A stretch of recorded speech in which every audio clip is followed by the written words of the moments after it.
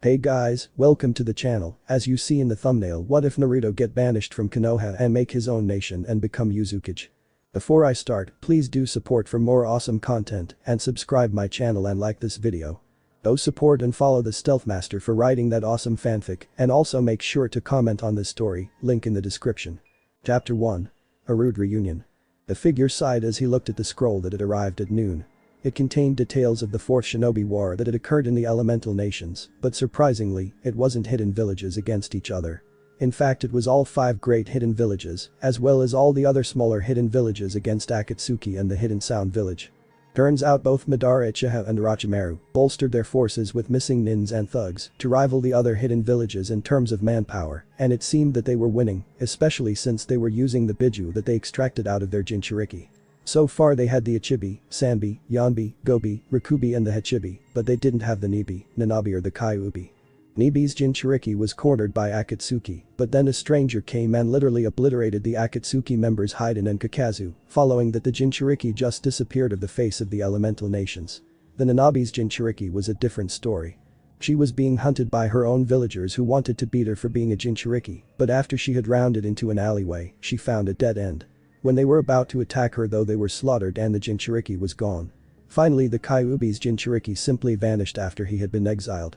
Many people had looked for him, but they had no luck in finding him.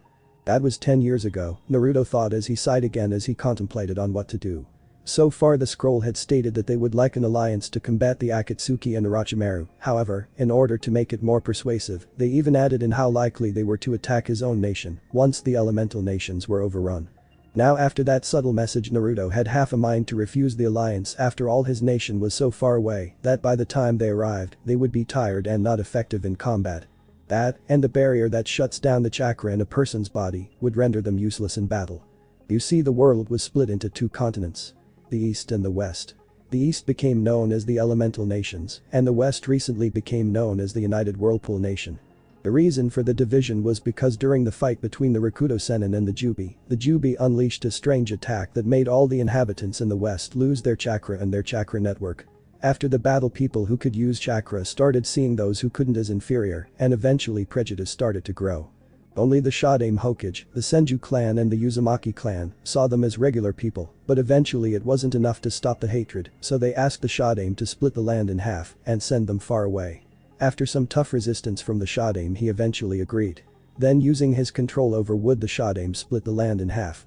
His brother Tobirama Senju then used his control over water to push the west far away so that it would be extremely difficult to cross between the two, bordering impossible.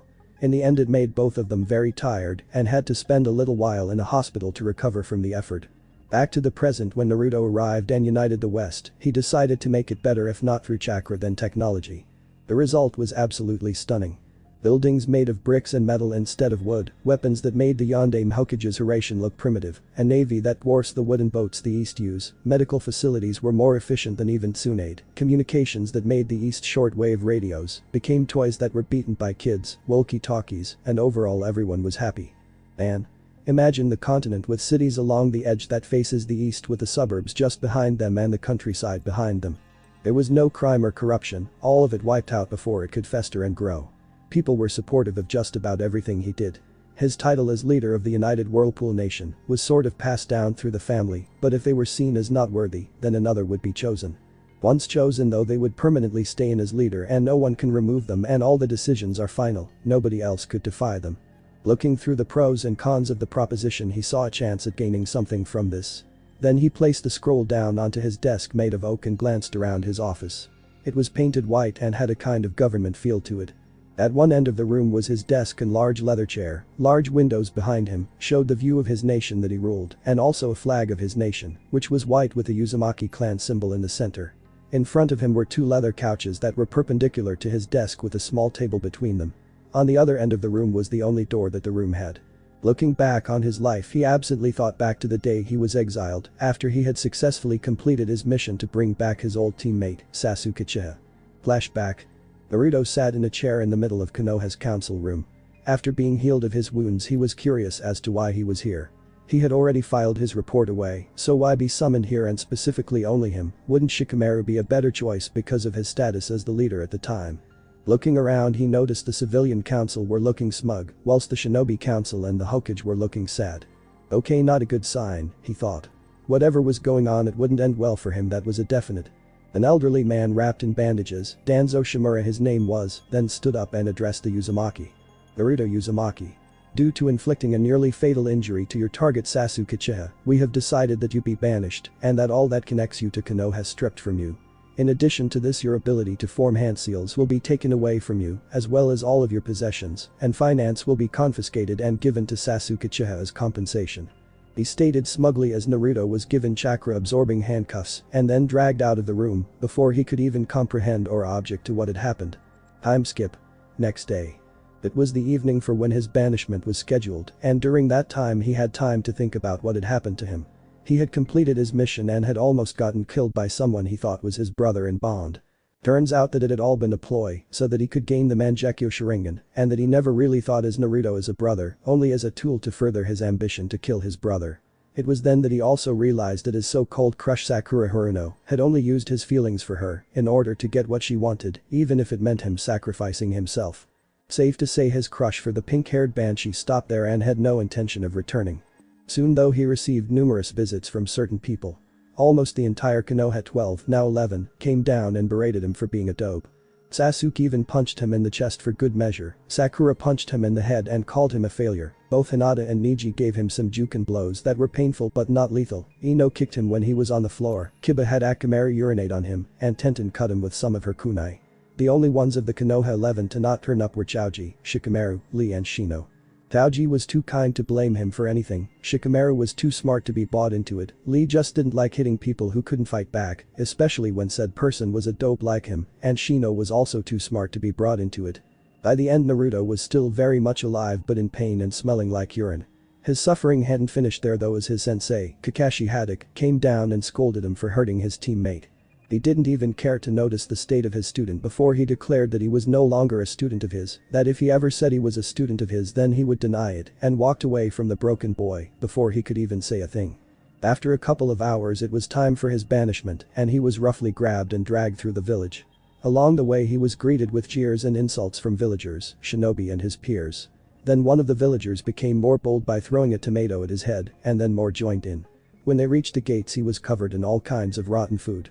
They then had Danzo apply the seal to his arms to prevent him from forming the hand seals for jutsu, and just before he left, he glanced back to notice the seldom looks from Tsunade, Shizune, Iruka, Shino, Shikamaru, Choji, Lee, Asuma, Guy, Kurenai, Anko Midarashi, Konohamaru, Oden, Mogi, Tuchi and Aim. From that alone he knew who were friend and who were foe. He then ran as fast as he could away from the village, with many people cheering, as his form disappeared from sight down the paved road. Then flashback. Half a year later he had been reversed summoned by the Toad Elders Fukasaku and Shima to ask him why he hadn't summoned any of them in such a long time.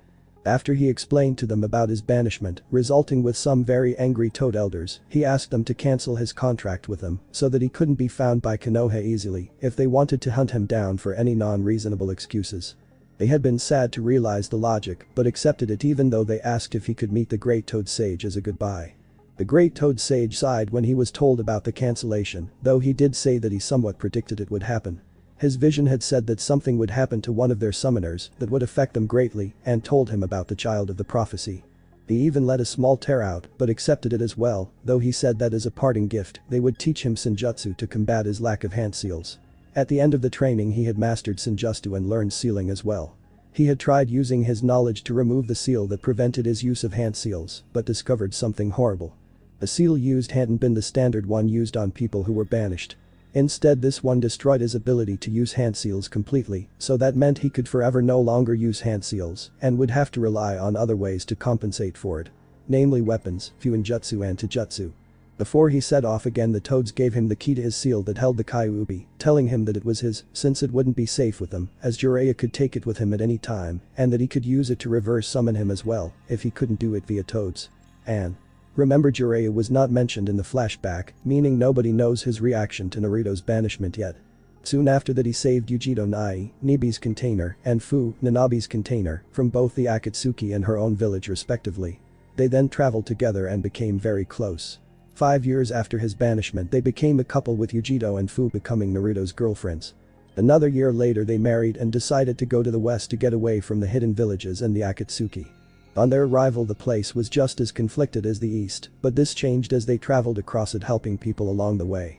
Eventually they united the continent and the United Whirlpool Nation was born.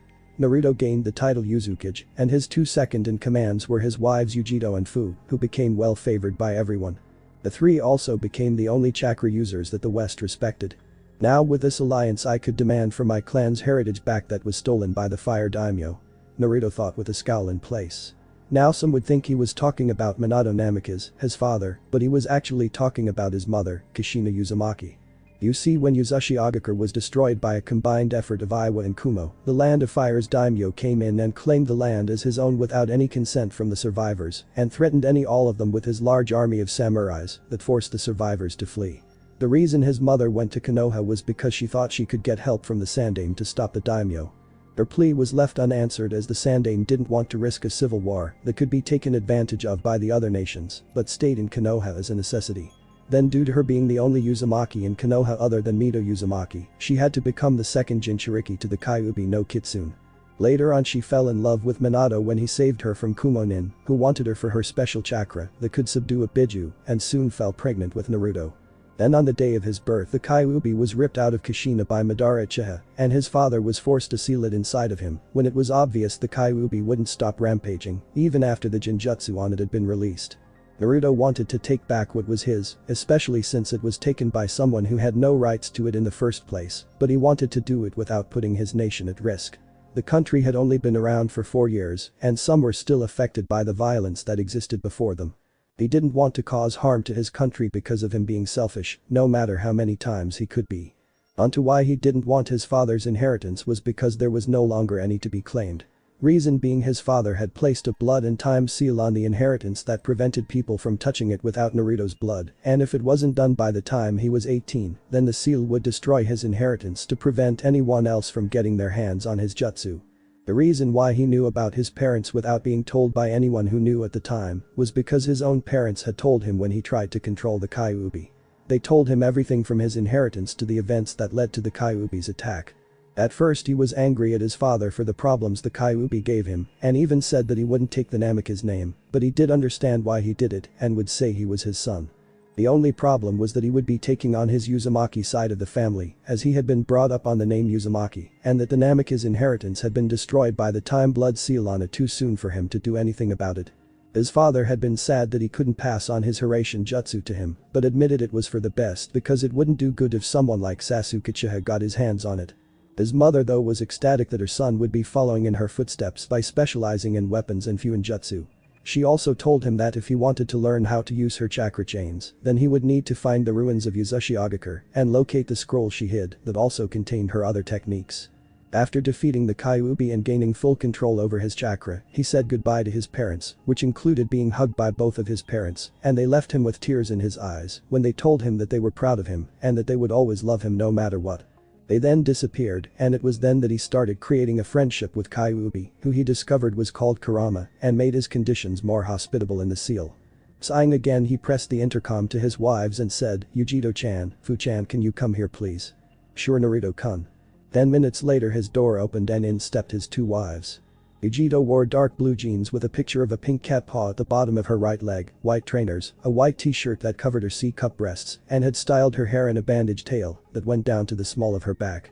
Also on her were various exercise equipment for monitoring oneself, i.e. heart rate monitor and a watch. Following her was Fu, who wore similar to Yujito except it had a butterfly on her jeans, and she wore a red t-shirt that covered her C-cup breasts. Other than that though they wore exactly the same. And I am not going to talk about facial features. If you don't know, look it up. What did you want to talk about, Naruto-kun? Yujito asked as they both sweated slightly. Throwing the scroll to them, to which Fu caught, they opened it to read the contents. A series of emotions played across their faces, most notably confusion, coldness, then finally anger. Throwing the scroll back to him, Fu told him what they felt about the alliance. How dare they try to involve us into their war, and instead of making us worry they should have just come clean and say that they need our help badly. Fu stated loudly. Yeah, after everything that they have done to innocent people they dare say that they are justifiable. Especially to Jinchuriki. They treated us like vermin. In fact only Killer B got any kind of recognition, and that only happened when he was in his late 30s, Kumo was under attack, and he almost died in the process. Yujito added. Running a hand through his still spiky blonde hair he replied with a sigh, yeah I know, but there are still people who are being harmed because of Madara and Orochimaru, and to be honest, I would rather choose the lesser of the two evils here. The hidden villages may have hurt innocent lives as well, but most of that I know was done unintentional. The only time that didn't happen was with us containers specifically and not everyone in general. Both Yujito and Fu's expression softened at that. Despite the harm done to him by Konoha he was still willing to ally with them if it meant the safety of innocent people. It was one of those qualities that made people open up to him or try to befriend him. What Konoha had done was throw away a diamond in the rough, and in the end what was Konoha's loss became the West's gain. Thinking over it a little more they looked at each other for a moment before nodding back to him, to which he pressed a different button on the intercom that connected him to the communications department. Fuki-san, can you please send a message to Konoha to tell them that I will meet them and the other cages about an alliance at the Naha port, and that is an actual in Japan. If you were wondering, in Kurigakure 2 days from now. Also inform them the reason why the Naha port was chosen was because of the amount of space needed for our arrival. Naruto said as he took his finger off the button. A second later he heard a female's voice reply back. Yes Uzukage-sama, right away. The intercom then went silent. After that was over he walked over towards his wives and gave them both a kiss on the lips before flashing to their shared room in the Uzukage's mansion. For that night the mansion of the Uzukage was loud with essence sounds of flesh smacking flesh. One day later in Konoha. Tsunade sat behind her desk in the Hokage Tower in worry as she held the letter that had arrived from the Owen, shortened version of United Whirlpool Nation, that morning. Standing in the room with her were the other 4 cages. Mei Terumi the Mizukage. Inoki the Tsuchikage. Gara no Sabaku the Kazekage. Finally there was A the Reikage. Standing with them also was Mifune the samurai leader of the Land of Iron and representative of the smaller hidden villages that couldn't have a cage. Looking at the letter in front of them on the desk they studied it and if they were honest, it looked weird to them. Instead of a sealed scroll they got a light brown rectangular envelope that was sealed on the back. The address read. Tsunade Senju, Hokage. Hokage Tower. Hanahagakure. Elemental Nations. Then in the top right hand corner was a blue stamp with a white swirl in the center. Looking to her fellow cages in confusion she asked them what was on their mind. Well it seems that they have started using alternate means of communication, but let's see what they sent back. Mei offered, receiving numerous nods the room's other occupants. Turning over the letter and breaking the seal Tsunade took out the reply and read it aloud for everyone to hear it. Dear leaders of the elemental nations. I have recently received your letter containing the want for an alliance, and I must say it was a shock to say the least. I have given it consideration and have decided that an alliance may be possible if we talked face to face, so I will meet all of you at the Naha port in Kurigakure tomorrow in the evening. The reason for this is because of the space needed for our arrival. Also I will be bringing some guards with me for protection, so feel free to bring some along as well. On a more serious note, please do not send any ninja through unauthorized or it will be taken as an act of aggression on your side and an alliance will be impossible. Yours sincerely. Then you. Uzukage of the United Whirlpool Nation. Just below that was another swirl, only red instead of white. I have seen that swirl before. Inoki muttered as he saw a look of recognition appear on the faces of the Reikage and Hokage as well, though the reason was different. That's the symbol of Konoha. Who does he think he is using our symbol? When he comes here I should demand he remove it and pay compensation to us for forgery. Tsunade ranted until she was interrupted by a cough from the Reikage and the Tsuchikage. Actually Tsunade don't know it is the other way around. Said as he saw Tsunade raise an eyebrow in confusion. Seeing A's reluctance to continue because of his predecessor's mistakes, Inoki decided to pick up from there. You see Tsunade don't know that symbol originally came from the Uzumaki clan in Yuzashigakure. Due to their close connection with the Senju clan, the Uzumaki clan gave permission to Konoha to use their symbol as a sign of friendship. The symbol is now shown on the leaf headbands and on the back of the Chunin and Jonin flak vests. Also the last initial of his name is U, this could mean Uzumaki. So whoever this NU is they could very well have all rights to the symbol, even retire it if they want to. The reason why Reikage Dono here is reluctant to continue is because during the Third Shinobi War, Kumo tried to kidnap an Uzumaki, but was foiled by the Yondaime Hokage, who was a Chunin, and was he a Chunin at the time? At the time. Inoki finished as he saw the embarrassed blush that the Hokage was now adorning. It shouldn't have been news to her, especially since she was the Hokage and a Senju to boot. It was then that Tsunade realized how important the Uzumaki were to Konoha's founding. Without them the Senju and Uchiha would have never found a neutral country to negotiate in and would have kept on fighting. How when Madara first used the Kyuubi to attack Konoha Mido Uzumaki, her own grandmother, sealed it within herself to protect them. Then the abuse that one Naruto Uzumaki suffered at the hands of a village that prides itself on his symbol. Finally, the fact that the academy didn't teach anything about the Uzumaki clan was the salt added to the injury. Konoha had taken everything that belonged to the Uzumaki clan, yet gave nothing in return, claimed what was the Uzumaki's as their own, and abused the last of its members. It was one of the most awful betrayals that could be committed in the elemental nations. How is he supposed to get there the next day? It took 3 days for the scroll to reach him. How is he going to cross the sea that splits the east and west apart? It's nearly impossible for us to cross it. Mei stated, wanting to get back to the topic at hand. Shaking her head to clear her thoughts, she made a mental note to right the wrongs Konoha has made. Starting with the Uzumaki clan. I don't know, maybe they'll surprise us again. For now though, I think it best that we retire for the day, and we all should meet at the Naha port tomorrow evening, as it said in the reply. Mifune said as he bowed in respect and left along with the other cages. After bidding the other leaders goodbye, she looked at current jonins to decide who were best to bring along. Ichiraku ramen stand. The stand was unusually quiet as the customers ate their food in silence. Before Naruto's banishment, this place used to be filled with laughter from friends and family. After his banishment, it became as quiet as a ghost town. When they got the news, Tucci threw out anybody who insulted his favorite customer, and his daughter Am had locked herself in her room and didn't come out for a whole day. Apparently she had had a small crush on the blonde, but didn't do anything because of his crush on Sakura at the time. Afterwards she was cold to all of the Konoha 11 who bad Madara had a hand in Naruto's suffering. Inside the bar, sitting on the bar stools to the ramen stand, were Hinata and Niji Hyuga, Kiba Inuzuka and his partner Akamaru, Ino Yamanaka and Tenten. All of them had depressed auras about them, as they constantly reminded themselves of the pain they had caused to Naruto just before he was banished, since today would be the 10-year anniversary that it occurred. I still can't forgive myself for abusing him like that. I mean, we all thought that Naruto had almost killed the team when we caught word of how badly wounded he was. Not once did we think that Naruto himself would be wounded. Kiba said, with Akamaru whining in agreement. I know, and then when Tsunade called us to ask us about his condition before Leaving sobbed we told her, and then said we were glad we did it sob. Hinata sobbed as she couldn't get rid of the look of betrayal from the blonde when she and the others had delivered their punishment. Niji rubbed the back of his cousin as she sobbed with her back hunched. Truth be told, if anyone suffered the most out of them, it was Hinata. The girl had a huge crush on Naruto since the academy and didn't have the courage to ask him out. Now she most likely never will have a chance with him, since despite Naruto giving her confidence at the Chunin exam, she didn't return it. Instead she, along with himself, used a painful but non-lethal Jukin strike to slowly torture him along with the others. In fact, when Am and Tucci heard about their involvement, they banned them along with Sakura and Sasuke from stepping foot in the stand. Out of the whole Konoha 11 at the time, only Shikamaru, Shino, Choji and Lee were still allowed to eat there. Eventually, after many apologies and begging, Hinata, Niji, Kiba, Ino and Tenten were allowed back into the stand, but were now treated with indifference until Naruto said otherwise. That in itself was unlikely to happen since he wasn't allowed in the village anymore. Thinking about Naruto made them recollect the meeting they had with Tsunade just after Naruto's banishment. Flashback.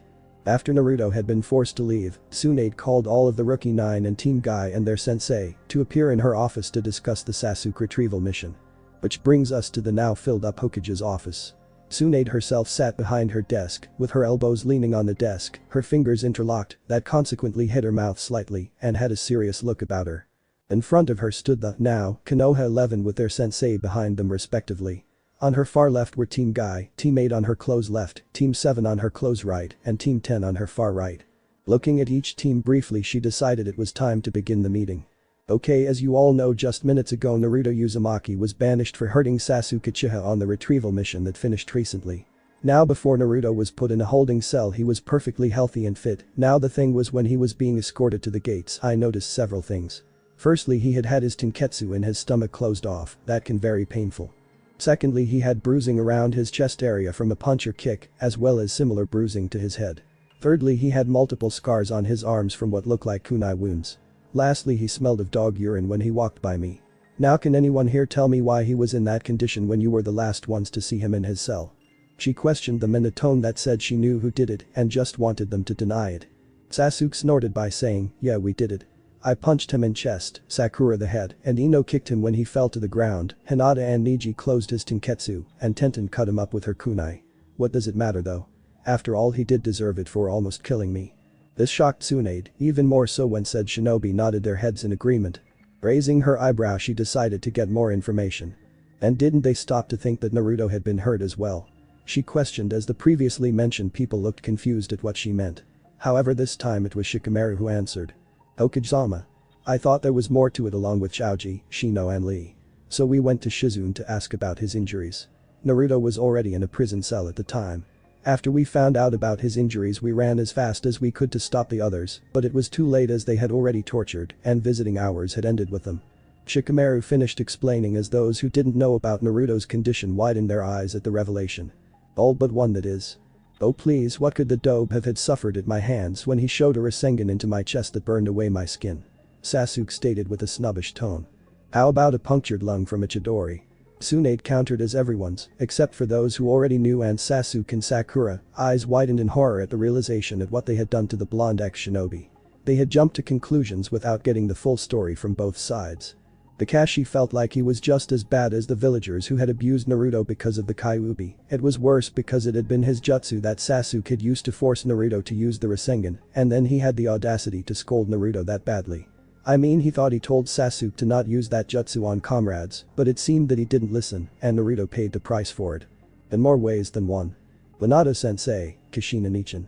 I'm a horrible person. I took everything you taught me and threw it out the window. Same with Obito, he said that comrades who abandon others are worse than trash, and I did exactly that with Naruto. I failed you all. Kakashi inwardly sobbed. On the outside, only a lone tear fell out of his exposed eye, as well as his body started shaking slightly. Quickly, before anyone could talk to him, he shunshined to his apartment where he proceeded to cry himself to unconsciousness. When Kakashi shunshined, everyone, minus Tsunade and surprisingly the remaining Jonin sensei, wondered why the copycat nin disappeared. Tsunade looked towards the Jonin sensei and noticed that they too had come to the same conclusion, that Kakashi must have done something to Naruto as well, the genin, but not physical. Once a moment had passed, the genin remembered how each one of them slowly tormented the blonde, and the look of betrayal and extreme sadness in his eyes as they stabbed a piece of his soul with every second of their punishment. Tenten, Ino and Hinata dropped to the floor, sobbing and crying at the pain they caused unnecessarily to one of their friends that could very well have totally ended their ties with him. Niji, Kiba and Akamaru bowed their heads in shame as they felt the glaring gazes of their sensei on their backs. Shikamaru, Choji, Shino and Lee just looked at their comrades get swallowed up by their shame. To be honest, they didn't want them to suffer, but they needed to learn the lessons of think before acting, and that actions have consequences. They were disgusted though when Sasuke smirked in his usual arrogant way. So I did more damage because my jutsu was stronger, HN, shows the dope was nothing more than that. That's where you're wrong, Uchiha. Tsunade said, cutting off the raven-haired nin. Seeing this caused the Uchiha to a confused and angry expression that made Tsunade give a small grin in triumph. You see, Uchiha, at one point in the past Jiraiya told me of when he and Kakashi did the same thing. The outcome was that Kakashi had the same wound as you, and Jiraiya told me that he had to hold back or it would have killed Kakashi. Therefore Naruto held back in order to not kill you, so that he could bring you back alive. Tsunade finished as both Sasuke and Sakura scowled at the news. Sakura was about to yell something, but was stopped by the glare and killing intent, Kai, being directed at her from the busty blonde cage. Okay, now that has been taken care of, I must issue punishments to some of you because of your reckless and violent actions. Naruto was inside a prison cell, and unless being interrogated, all prisoners must not be subject to verbal or physical pain. You all did both, therefore your punishment will be no new training from anybody, clans and family included. You may though train in what you already know. Next, you will only take D-ranked missions for the next 6 months and will not be allowed to take part in the Chunin exams that also will take place in 6 months. This will apply to Sasuke Uchiha, Sakura Haruno, Hinata Hyuga, Kiba Inuzuka, along with Akamaru, Niji Hyuga and Tenten. Kakashi Haddock will be given his punishment next time I summon him. In the meantime, Shino Aburam, Choji Akimichi and Rock Lee will form a temporary team to enter the Chunin exams if their sensei are willing to agree at the time. Dismissed. Tsunade informed everyone in an official tone as the Jonins vanished via Shunshin, and the Genin and the newly promoted Chunin walked out the door. Then flashback. The next day they had heard that the elders of the council had barged into the Hokage's office and demanded that the Uchiha be pardoned of his punishment. The Hokage's response was to be thrown out of her office by herself and told in a cold tone to not just barge into her office like they owned the place. She also added that she would not lift the Uchiha's punishment, no matter what they said or did. From there on they had started to see how pampered and arrogant the Uchiha was. Later on they heard that Kakashi had been punished by being forbidden from reading his Icha series for 6 months, and he would be given many other punishments if he was even late by 1 minute to any meeting for the same period of time. Many of the Konoha 11 thought it was unfair, but they discovered that Kakashi had only verbally abused Naruto, not physically, and so couldn't be punished as severely as them. What really was eventful was when we found out about the Kyuubi and his heritage, when Jiraiya-sama stormed into Tsunade-sama's office when he heard the news of Naruto banishment. Neji added as he remembered how pissed the Sannin was when he arrived. It had been 1 year since Naruto's banishment, and the Konoha 11 and the Konohamaru Corps had just finished a joint D-rank mission when the man all but blasted the doors off their hinges and then proceeded to shout out why Naruto's name had been erased from the Toad contract and how could she had let Naruto's banishment happen. She replied that she couldn't control the decision made when even the Hyuga clan supported the motion. Jiraiya had then yelled out how Naruto was now a target for Akatsuki. In his haste he had forgotten that the Konoha 11 had been present and after being pressured by them, they eventually broke and told them about the Kyuubi being sealed inside of him since birth. All of the Konoha 11, minus Sasuke and Sakura, and the Konohamaru Corps were shocked at the news and soon had a newfound respect for Naruto when they remembered how badly his mission records were. Soon though it dawned on them that some of them were just as bad as the villagers since they did exactly the same thing to him when he was being held in a prison cell. Sasuke and Sakura though had believed that he was the Kyuubi itself and continued to badmouth him. Soon Sakura made a comment about how his parents were likely a drunk and a prostitute. She had then been violently slammed against wall by an angry Toad Sage who yelled out his parents were great ninja. This had raised questions from everyone except Tsunade about how he knew Naruto's parents when nobody else did. He then couldn't avoid it and told them that his parents were the Yondaime Hokage the Chichiyo no Habanero. The reactions were mixed. Sakura and Sasuke denied it, saying that they were geniuses and he was a dope. The others though saw the connections that made him reflect the two people. He had the same blue eyes and spiky hair of the Yondaime, but had the facial structure and personality of the Chichiyo no Habanero, plus the fact it was known that Kushina was Minato's wife and that her name was Uzumaki, it made all of them even more ashamed of themselves. The Genins and Kakashi because they realized how they had just spat on their heroes' legacies. The Kunoichi all looked up to Kushina and the shinobi had all adored the Yondaime. Tenten had then asked why he had failed 3 times, to which Tsunade responded that the first 2 times he was sabotaged to fail and that the Sandaime hadn't picked up on. His actual results would have been about average had they not been tempered with, and because he would achieve sometimes in school, parents would arrange mobs to beat the boy whenever he did something well. This had then given him the impression that succeeding was bad behavior, so when it came down to their generation it was already too late, he had completely forgone training, and nothing Iruka did encouraged him to try working hard again. This made many of the Jonin sensei despise themselves, as they had assumed that Naruto was a clown that did what he did because he could. Not because he needed to do it for his survival or that he was conditioned to be like that, especially when they heard how he passed and became a genin. Then when the other nations heard about Naruto's banishment, they started cutting off ties with us. First was Wave, then Snow, then Tea, and we almost lost Sand as well if it wasn't for Gaara, saying that Naruto wouldn't want him to abandon the few people who were nice to him.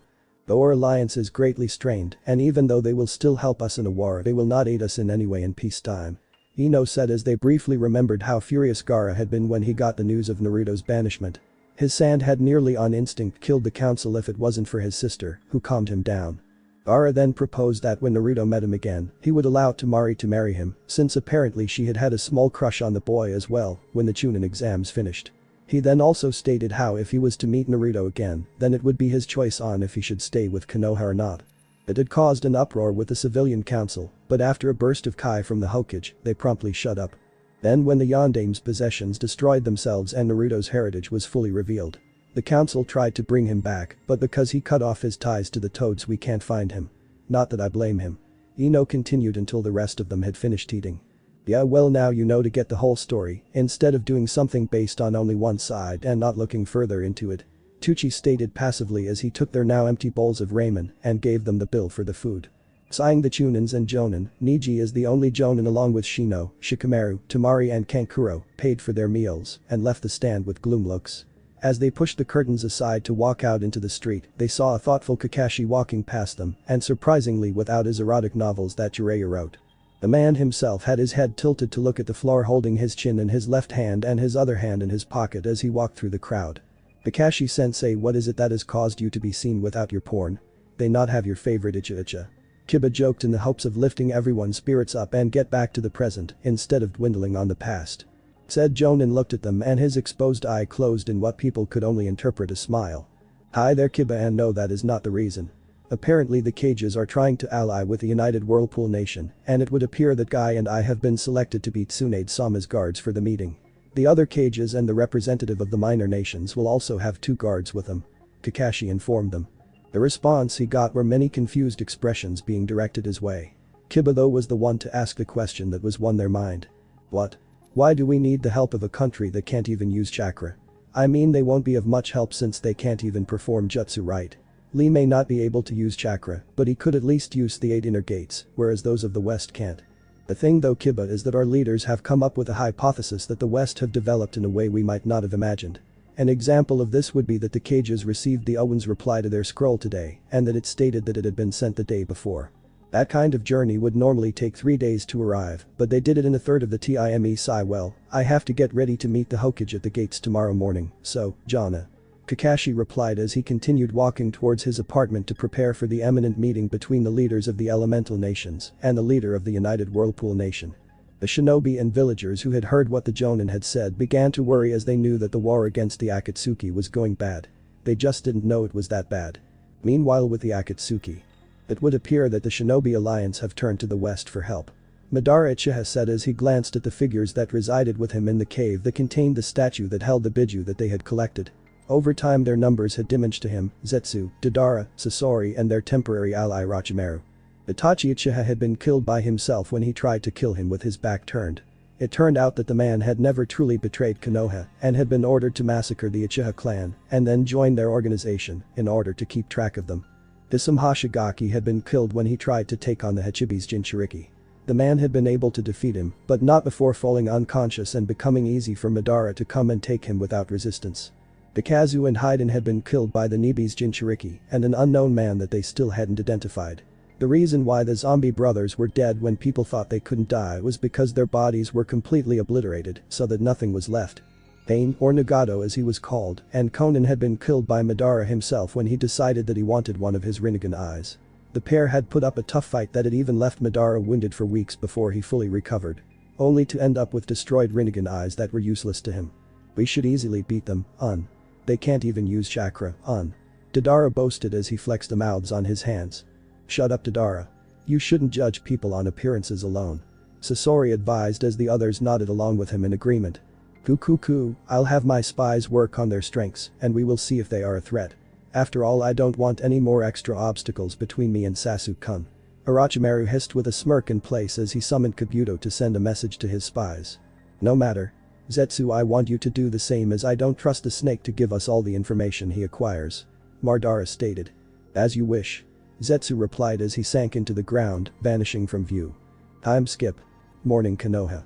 Take care and good luck Tsunade-sama. Hinata shouted as her and the other shinobi and villagers stood at the gate to bid her goodbye. I will Hinata. Take care everyone, we should be back the next day or the day after. Tsunade replied as she, Guy and Kakashi waved farewell and started their trip to the Naha port in Kurigakure. Iwa. Guritsuchi-sama, look after Tsuchikage-sama. An Iwa villager shouted as said person grinned and waved in response. She and Akatsuchi were her grandfather's bodyguards for the meeting and were just about to set off. If the Tsuchikage's back hadn't thrown itself out when he tried pick up a backpack. Ow. Ow. Ow. Damn this traitorous back of mine. Told you were too old to have the hat, maybe you should hand it over to me now while we have the chance. Kuritsuchi joked as she only received a death glare from the Tsuchikage. HMPH. Inoki replied before all three used their ability to fly to get to the Naha port on time for the meeting with the cheers and in some cases laughing of the villagers and shinobi behind them. Kiri. Make sure you take care of Mei-sama, Aoi, Chijuro. The Miss Shinobi shouted as they and the other villagers gave similar words of encouragement. No worries. By the time we come back the alliance hopefully we will have another ally to help us in our struggle. Mei announced as her villagers cheered in response. Let's go. We should be the first to arrive considering the port is in our nation. Mei said as the trio made their way past the gates to their village. Hi, Mei-sama. A nervous Chijuro said as he received a whack to the back of his head from Aoi. HMPH, in my time men didn't break down like that. Break, Mei thought as a dark aura started to appear around her. I mean what happens when you are up and in an engagement with the enemy. Up engagement, Mei continued to think. Her dark aura becoming more dense. Turning to Aoi and closing her only visible her, she gave him a sickly sweet smile as she said in an equally toned voice. Aoi, shut up or I'll kill you. Ah. What did I do wrong? Aoi exasperated as he jumped back a few steps in fright. Kumo. Barry, see, make sure Reikage-sama is safe and keep him in line. Don't want his emotions to get in the way if he screws up. Kami, he almost did during the Gokage summit. Mabui said with amusement in her eyes as she and other villagers and shinobi bid their Reikage luck with gaining another ally. Don't worry, Mabui-san. Reikage-sama will keep his emotions in check. Right, Reikage-sama? C questioned as his companion smirked at the slight sweat the Reikage had when he was questioned. Why yes, Sure clears his throat. Well, come on now, Derry, see, let's go before we are late. A stuttered slightly before recovering and finishing with a conviction in his voice that made many of the others smirk at the Reikage's slip-up and posture from his usually stuck-up personality. Many hours later at the Naha port. The port itself was very large. The docking being large enough to hold a whole street. Problem with this design being that the town and the port being small and compact in order to not use up any more space. Originally it was designed to hold what the elemental nations deemed as deep-sea ships that could not go into the shallows. What they didn't take into account was that there were vessels that were even larger than what they saw as deep-sea ships, and that is exactly what the 5 cages and Mifune were facing for. In front of them a long way away was a huge ship that was made of metal. They also noticed that it also contained other metal-like things, and that it could carry more men than they thought possible. An CV-67 aircraft carrier. Oh my. Tsunade stated as she and the other leaders of the alliance could only nod in surprise at how orderly the Owen's forces were.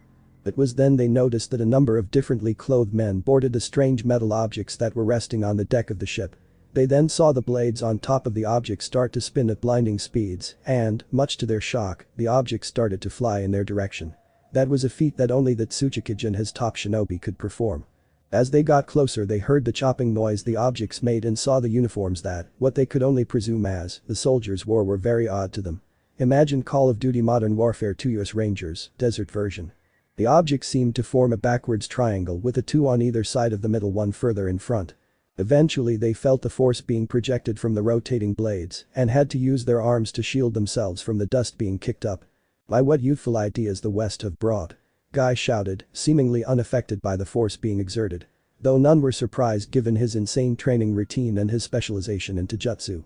Soon the objects landed, and once the blades started to slow down the soldiers disembarked carrying weird objects, Colt M16A2, from their transports and lined up on either side to form a path perpendicular to the middle transport. And just like in Star Wars 4 when Darth Vader disembarks from his fighter in the Death Star. They then saw 3 figures stand up from the transport in rather unique-looking armor. They are dressed as Raiden from MGS4, including a trench coat. Only difference is that Naruto's is black, Yujito's blue and Fu's green. Also it is entirely removable. They have dual Fabrique Nationale 5.7 on their sides, and they each have a Colt M4A1 Sopmod strapped to their back. Naruto has a shotgun attachment, Yujito has a foregrip, and Fu has a grenade launcher. All 3 also have a cog scopes. Add in the usual daggers and serrated sword, and that's their outfit completed. Once the leaders got a clear sight at the 3 they could only stare with open mouths in shock. They were none other than the only Jinchuriki that Madara still did not possess yet. Tsunade, Kakashi, Guy, A, Derry and C were more affected than the others. Especially when they saw the sunny blonde hair of Naruto and the pale blonde hair of Yujito. And Fu's leader Shibuki can't be present as he is represented by Mifune. Walking down past his soldiers, who saluted him as he passed, Naruto made his way to the shocked leaders, and he and his wives couldn't help but smirk at the frozen looks that were plastered on the leaders of the elemental nations' faces. Once he was in front of Tsunade he gave a small chuckle that made her pay attention to him specifically rather than absently. Well, Abasan, it appears that you are in need of some help. Why don't we find a better place to talk about this alliance that you and the others want? Chapter 2. Negotiations with the United Whirlpool Nation. No, it can't be, Tsunade thought as she looked at the armored man in front of her. The way he looked showed an aura of calmness, yet it showed authority and power beyond any she had seen before. Not even the Shadame, Nidame, her own sensei the Sandame or the Yondame, commanded such an environment that made her and the other leaders feel insignificant. Soon the chopping noise made by the strange transportation slowed down and eventually ceased altogether. It was then that everyone got a better look at their newcomers. Naruto, a panic-stricken Kakashi thought as his only visible eye widened in disbelief as he gazed at the student he so willing cast off, even though he didn't teach said student enough to be considered his sensei to begin with. Honestly, a lecture on teamwork that even he didn't stand by, and a small description of tree walking that he didn't bother to help explaining to those who couldn't understand do not count as teaching. Then a lot of emotions started to appear on his expression, the 2 most prominent ones being happiness and nervousness. Happiness from finding the boy, no man, after worrying about him for over a decade of his whereabouts and nervousness, because he was worried of Naruto's reaction to him and Konoha after everything they had done to him. I was on similar thoughts, but was not as worried as Kakashi was on how Naruto would react to him personally because, unlike his rival, he never did anything to him in the past to create any ill will between the two. Yujito. The group heard a shout as all eyes turned towards the other females, who were equally as armored as the blonde X-Leaf shinobi, though their coats were a different color, Yujito's blue and Fu's green. Upon recognizing them they discovered the two females were the Jinchurikis to the Nibi and Nanabi, and that their leader was the Jinchuriki to the Kyuubi. The yellow flash, Inoki muttered as he looked at the blonde with a slight fear in his eyes, as well as a small sweat running down his forehead. Everyone now looked at him, but their attention was then drawn back to blonde when he gave a small laugh that somehow made the atmosphere less tense. I may look like my father, but I am not him. I'm his son Naruto Uzumaki, Shodaime Uzukage of the United Whirlpool Nation and son of Minato Namikaze, the Yondaime Hokage and Kushina Uzumaki, the Chishio no Habanero. Next to me are my second-in-commands and wives Yujito Nai Uzumaki and Fu Uzumaki. We came here today to officially begin negotiations between your alliance and my nation. Though there will be demands made and some may not be met, I hope that in the end everyone gains something out of it. Now do you have a room where we could all speak please? Naruto announced in a kind tone that made the leaders think that so far the relations were going well. Or so they thought. Yes of course please follow me. Mifune greeted with a neutral expression. Nodding back Naruto then turned back towards the soldiers that were still standing in the same position as before. Okay men at ease. Your orders are to set up a rendezvous point here and be prepared for immediate extraction. If you see anybody that has either a black cloak with red clouds printed on them or they carry a hideate with a musical note on them, then contact me immediately. Do not attack them unless they attack first as we are not at war with them. That is what this meeting is about, however be cautious around them, and if they seem to be heading to our negotiations, then you may engage them as well, but do not prolong the battle. Understood. Naruto ordered and received a clear high Uzukage-sama from said soldiers. Turning back to the cages Naruto followed them into a big building, in which he assumed was the meeting place, with both of his wives following behind him. Negotiations room. The room itself was dark and it had 2 levels to it. On the bottom was a circular table with the insignia of each nation behind a chair on the wall, indicating where each person will seat.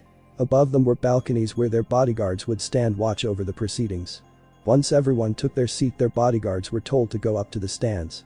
While the elemental nation's ninja climbed with using the tree walking exercise Yujito and Fu just jumped up to the stands with little to no effort being used. This caused many of the shinobi present to stare wide-eyed. Nobody they knew could do that kind of jump, even with the aid of chakra. Only the use of the Shunshin no Jutsu could match that, but because of the sensitivity of the meeting, nobody was allowed to use Nin or Jinjutsu to avoid others thinking it was the beginning of an attack. What the hell have you been up to Gaki? Tsunade thought as she noticed that the armor they wore was very light, yet it offered protection from even chakra-enhanced weaponry. As everyone took his seat Naruto took off his trench coat and laid it on the back of his chair, revealing to everyone his full body armor. In addition to this he took off his weapons and placed them in front of him on the desk. Once everyone was seated Naruto took the time to observe his surroundings. Opposite him was Mifune. On his close left was Tsunade, next was A, then Inoki, then back to Mifune, after him was Mei, and then finally Gaara was on his close right. Wow Gaara made Kazukiage. Good for him at least one us was able to gain the respect they deserved. Naruto thought as he gave a small smile in greeting towards the retreat. Said man smiled as well and nodded his head in respect for his brother that he had dubbed because of what he used to contain and the same burden that Naruto still carried. Mifune then stood up and addressed the table.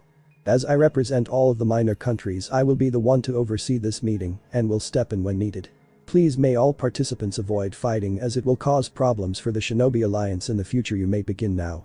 Mifune announced as he sat back down in his chair whilst silence temporarily loomed over the room. While everyone were trying to think of the best way to start the meeting, Naruto was analyzing each cage with his armor and it displayed on his interface, and I am talking about those plates that move in front of Raiden's eyes as he fights, all of their known abilities and personality. Arano Sabaku, Godime Kazukiage and son of the Yondaime Kazukiage. Although he has improved himself overall he still relies too much on his sand and so as a result he is still weak at Tai and Jinjutsu. Plus his ninjutsu is heavily sand based. Personality-wise he is still monotone in just about everything that is official and never lets his emotions rule his decision that isn't related to his family. The youngest Kage present. Naruto read on his interface as a hologram appeared of Gaara and the text appeared beneath it in a pale blue color. The picture though did not obscure his sight and it didn't affect his posture, so the Kages didn't know that he was getting information from them. Inwardly he sniggered when he predicted their reactions. First would be shock from the abilities shown. Second would be anger from the revealing of said information. Third would be demands for the technology so that they could be used against each other in the future. Tsunade Senju, Godame Hokage and granddaughter to both Hashirama Senju and Mito Uzumaki Senju. Medic Nin and is only one of 2 people to know her super strength jutsu, known to kill a person with one hit. Known to be the best medic in the elemental nations, and has had to suffer the loss of both her lover, Dan Kato, and her brother Nawaki Senju. Has a slightly quick temper that can be taken advantage of, however she has a deep regret for banishing me, and wishing to make it up to me mental side depending on her actions from now on, will determine her standing with me. A. Yandame Reikage and son to the Sandame Reikage. Only known user of the Raiten no Yoroi that enhances his speed to the point of being second only to Hiraishin and ex-partner to Killer Bee. Faced my father during the Third Shinobi War and lost but barely.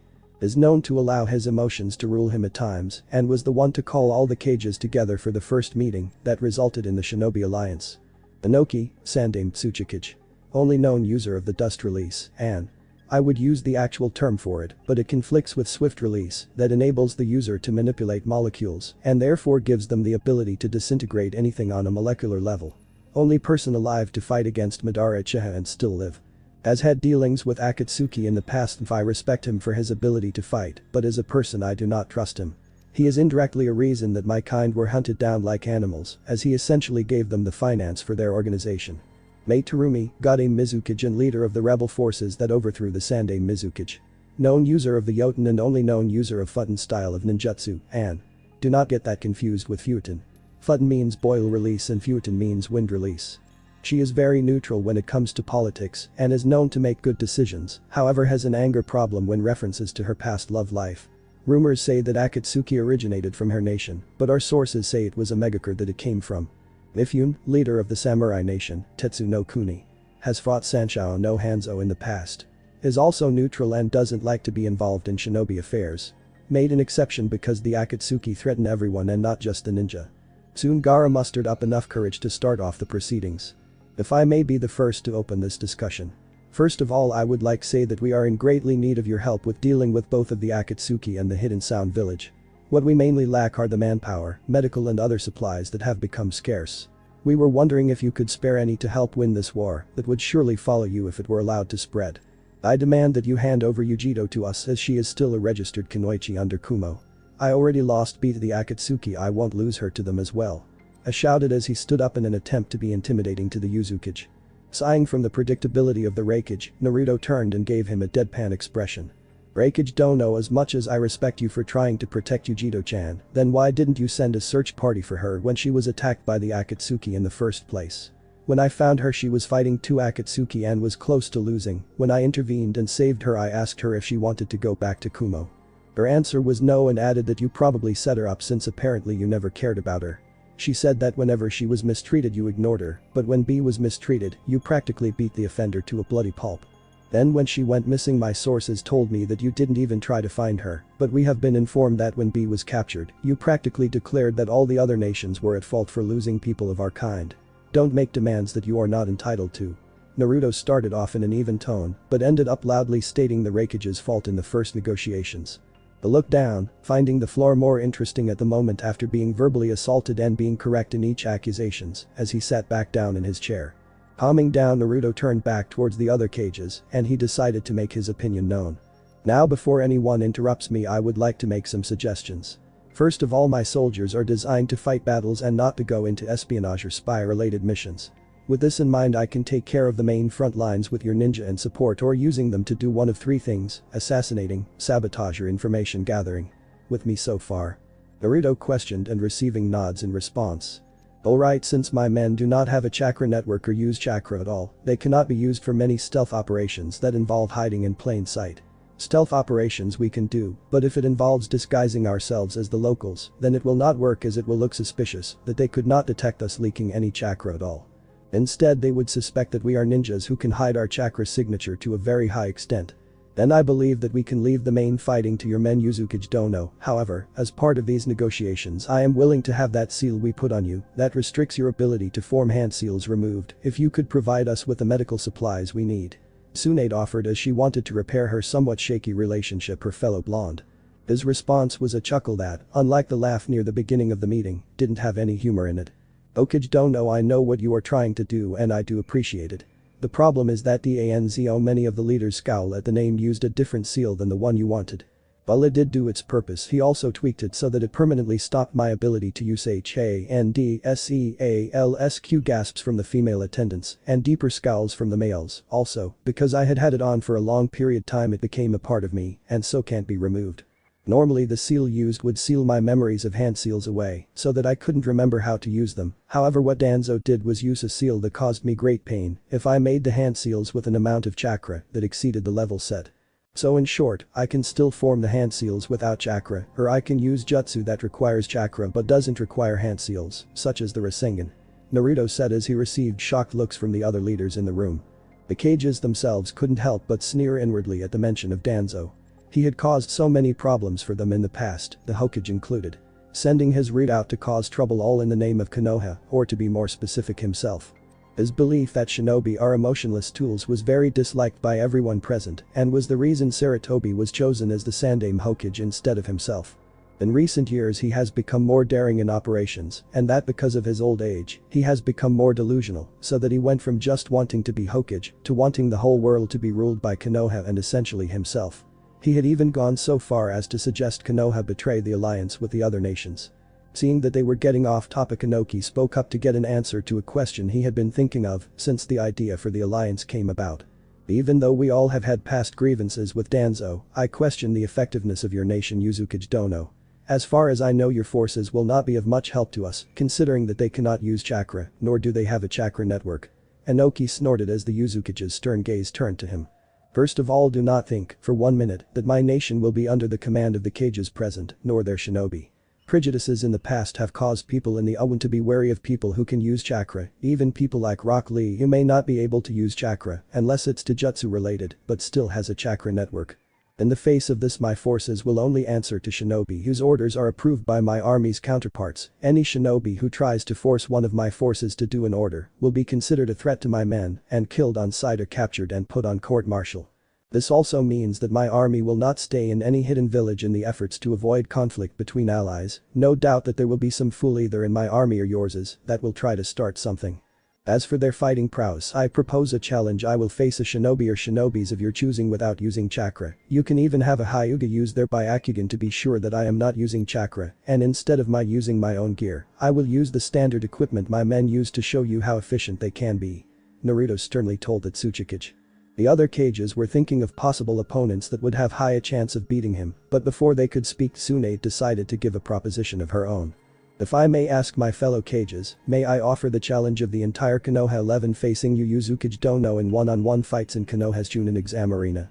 They are all either Takebetsu Jonin or fully fledged Jonin and are a suitable challenge, especially since a cage is still a powerful opponent even when they deliberately weaken themselves."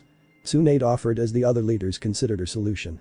In truth, she wanted them to meet to get their problems sorted and off their chests.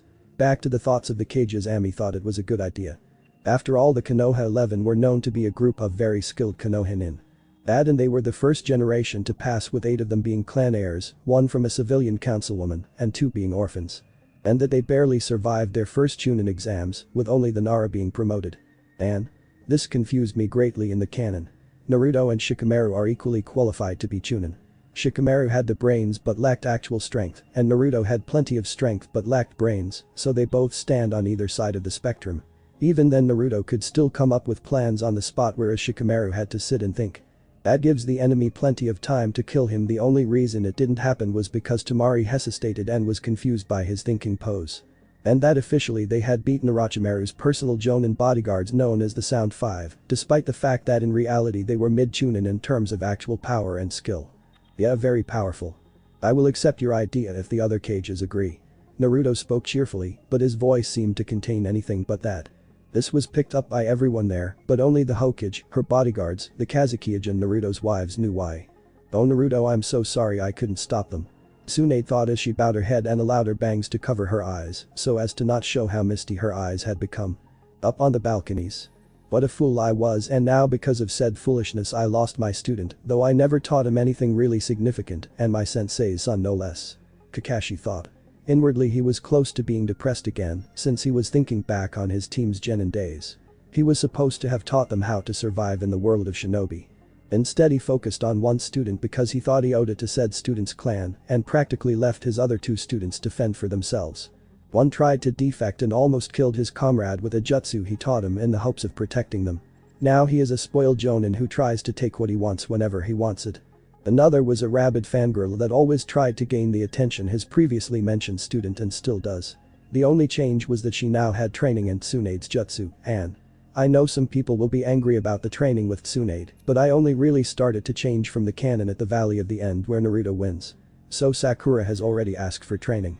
As a compromise though, I have decided that instead of a fully fledged apprenticeship I have chosen to just some training to make her slightly better.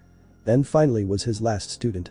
The one he abandoned in his hour of need and had earlier written off as a failure that wouldn't be assigned anything more important than gate guarding, whilst his comrades became either jonin or anbu. Now he is no longer his student, hasn't been for 10 years, and is now the leader of a nation that rivals all of the elemental nations put together and has the population's full support. Yep, that can be disheartening for a teacher who was one of the best jonin in Konoha. I saw his companion's imminent depression and thought it best to bring the one-eyed jonin back to earth. Placing a hand on his shoulder, Guy brought Kakashi's attention to him as the man moved his head to meet the green spandex-clad ninja's calm face, staring back at him. As if sensing what Guy was going to say, Kakashi smiled and turned back to the meeting. "So my eternal rival, if you had listened to my advice from the beginning, then you probably wouldn't be seeing this. If only you hadn't been obsessed with honoring Obito's memory, then you wouldn't have been blinded to the actions you committed." Guy thought as he remembered the talk he had with Kakashi when he was given Team 7. Flashback. It was a nice summer's day in Konoha, and currently Guy and Kakashi were sitting in a BBQ restaurant having breakfast to prepare them for the day. "So my eternal rival, how youthful do you feel about taking on these youthful students of yours?" Guy exuberantly questioned. "Well, Sasuke, I'm sure will pass my challenges, and I am pretty sure that he will help his teammates pull through," Kakashi nonchalantly replied as he read his orange book. Upon hearing this, Guy's happy expression fell into one of confusion. "Are you sure, my rival?" I read his mental examination reports. All of them state that he despises people trying to work with him. "Oh, I'm sure those are exaggerated. Besides, I am more worried about Naruto. The kid's a dope and can't even make do the Bunshin no Jutsu," Kakashi said, waving off Guy's question. "But he can do Kage Bunshin no Jutsu easily, and with the amount he can make, it's no wonder the Bunshin no Jutsu didn't work.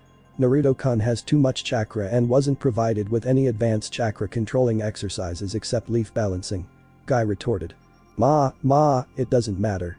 As soon as Sasuke activates his Sharingan, I'm going to train him privately so that he can master it and protect his comrades with it," Kakashi answered back to the now slightly frowning jonin. It was then that Guy realized something. Kakashi was describing Sasuke like he had Naruto's morals. Said morals were the same as his late teammates, Obito-che. It seemed that Kakashi was trying to see him in Sasuke, but the problem was Sasuke was nothing like Obito. Obito was kind and was willing to work with his teammates, despite how he felt about them. Sasuke though would kill his teammates the moment they stood between him and his goal to kill Itachi. "My youthful rival, as a word of advice, please move on from Obito's death. Constantly mourning him like this will only cause unneeded problems for you." But before Guy could get in another word, Kakashi had already used Shunshin no Jutsu to travel to the Kia Memorial Stone to mourn his friend for 2 hours before meeting his new team.